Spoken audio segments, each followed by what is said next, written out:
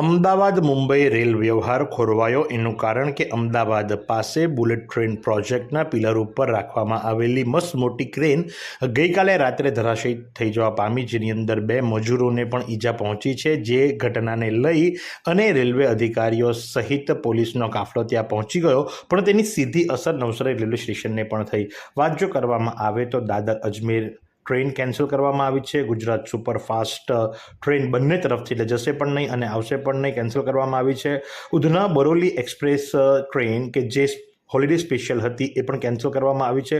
Gujarat ક્વીનને cancel કરવામાં આવી છે અને વલસાડ વડનગર એ પણ બંને તરફથી કેન્સલ થઈ છે। તો સાથે જ કચ્છ સુપરફાસ્ટ એક્સપ્રેસ 3 કલાક 15 મિનિટ મોડી આવી, ત્યારે પછીથી દાદર અજમેર એટલે કે અજમેરથી નીકળી દાદર આવતી દાદર અજમેર એક્સપ્રેસ 2 કલાક મોડી આવી અને સયાજી નગરી સુપરફાસ્ટ ટ્રેન જે ખરી 1 કલાક અને 15 મિનિટ લેટ થઈ છે। એટલે આ પ્રમાણે સીધી અસર નવસારીના મુસાફરોને પણ જોવા મળી છે।